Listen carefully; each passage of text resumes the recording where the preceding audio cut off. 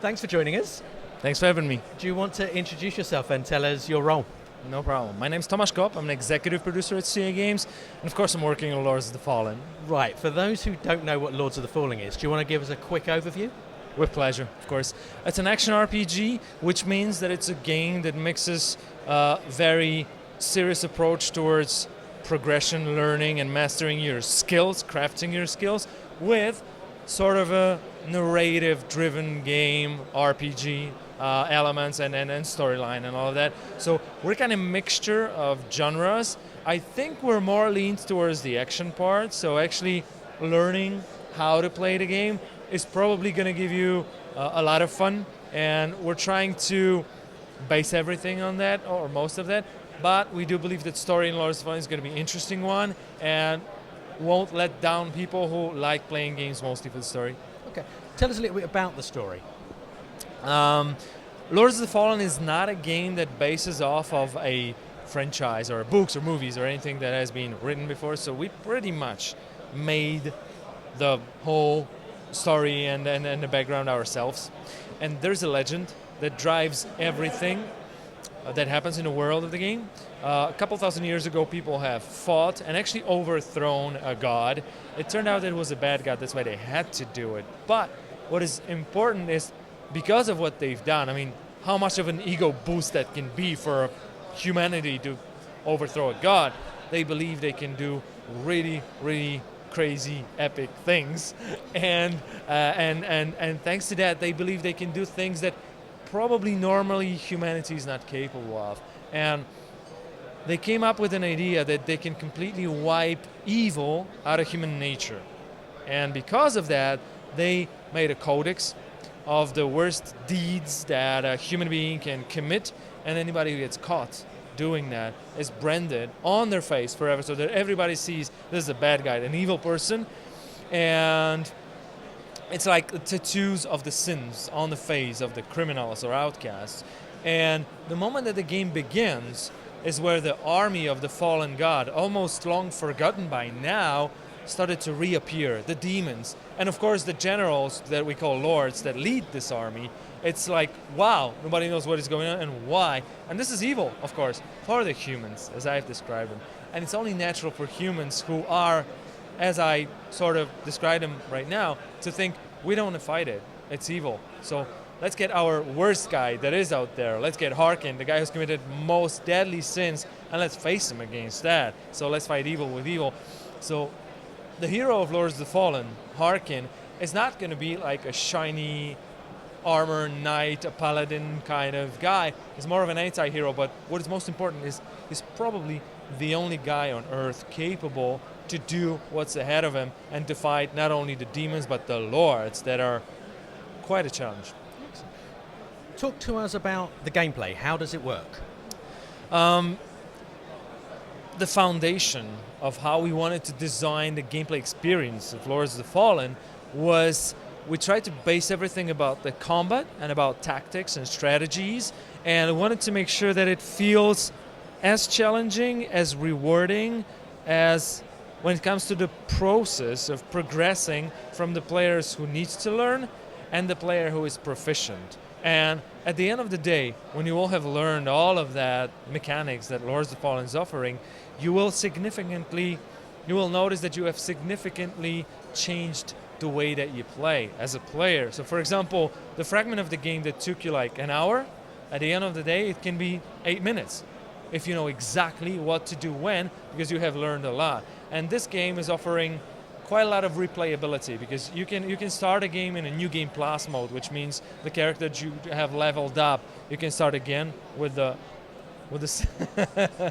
the same character, and also you will be able to see the other ending of the story if you replay it again, and also you will be able to play the game with a different class of the magical type of abilities that you have. So it's very important to sort of recognize that the basis of user experience to Lords of the Fallen is about learning and then having satisfaction from overcoming. There are pillars of character development. There's the melee combat, there is the supernatural kind of spells and skills that you unlock and upgrade. There are attributes of your character that you level up. There's a lot and a lot of depth into all of that. Crafting of all of the gear that you have. But what is important is that we would like people to look at Lords as rather an intriguing, compelling, but a complex, thick book rather than like a 90-minute action movie. Because it's a game that has a lot of layers, like onion or whatever. So visually, it's stunning. Tell us a little bit about that. Sure, no problem. We're really happy to be working on a sort of purely next-gen, or let's say new-gen, I think that's what you're supposed to call it these days, game. Because thanks to that, we were able to pull off things that would probably not be possible on a previous generation of hardware. So like there's a lot of, we try to design characters, each one of them has some cloth elements that is very realistically simulated. Also, there are a lot of particle effects based around lightning. All of them are lit, and a lot of them also behave in a physical way. That is also very interesting and adding up to the credibility of the world in a way that was not possible in previous gen. And also, very important thing that we try to achieve, it doesn't strictly correlate to the performance of the hardware itself, but rather of an art direction. We try to make sure that it is a dark sort of mood of the world, but at the same time wanted to make appealing in a visual way to a slightly broader audience than a typical very, very dark and gritty fantasy kind of world is. So there are more hue nuances in a world that you will see, and there's a lot of, I'm not even afraid to use the word mainstream, to use the word pop culture. It's probably going to be appealing more to that kind of audience than a lot of games that just play a lot with a dark card and dark looks. And we try to do that as well. It's a very, I think the word stylized is a very interesting to use here, because it's a stylized kind of design. So at E3 we obviously saw quite a lot of footage and got to play some, and at Gamescom you've now showing off the Demon Realm, so tell us a little bit about that. Yeah, sure. Interesting thing about the realms and the character progression and character's journey throughout the game is that you start off in a human realm, but then at a certain point you get to visit the demonic realm, and it's important for the player and for the storyline because as a player you need to get a perspective on both sides of the world to be able to make the sort of most important choice in a game later on. And because of that, it's important that we picture both sides of this world in a different way, showing because for example the part of the game that we're showing today, Abandoned Temple, it's sort of a bridge between dimension. It's already twisted, already changed, because it's more on the other side than on a human side, but still it's a location that serves as a passage between realms, and it's been technically built by human a couple thousand years ago, but it's been overtaken by demons long ago, and now it's so changed that it doesn't resemble anything human. And that's why I think the way that we've designed architecture, the way that we've designed a lot of lighting effects and all the supernatural crazy things that are going on in there, like there's a really, really amazing vortex of light on the sky of the Abandoned Temple. It actually has a very important meaning for the whole storyline, but I'm not going to spoil it right now. But all of these things were not possible in the human realm, like design-wise, and we wanted to go like off bounds in here, and we did. So why should people play Lords of the Fallen?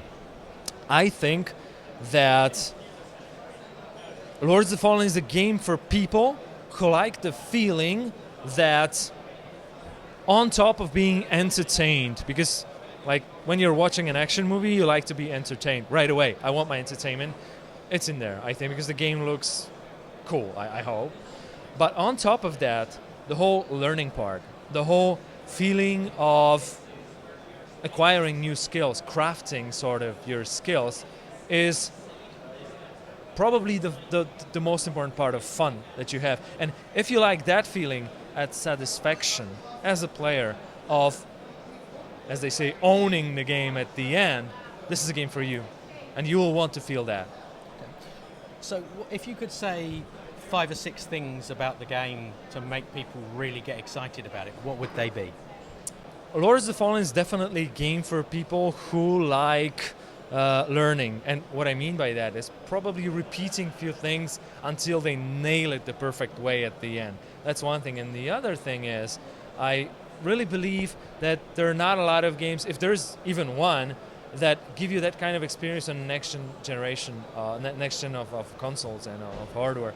And that's why I believe Lords of the Fallen is a very important game that is going to be out there at a moment where a lot of people are actually anticipating that, and they're waiting for games that deliver the type of challenge that it has been out there in a lot of games that have been released so far, but they just want to sort of join two things. One of them is I have the horsepower and I still love grinding my teeth into a game that requires me to do that, so hey, here's Lords of the Fallen.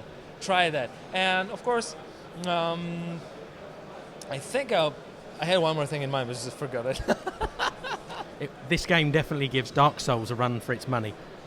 I would not like to say that Lords of the Fallen is giving Dark Souls a run for its money, but if you would say that it's giving Souls a tribute in the best possible way it could, then I'm happy with that. Thanks very much for your time today. Thanks. Thanks for watching. Why not subscribe to our YouTube channel by clicking on the link on the screen now?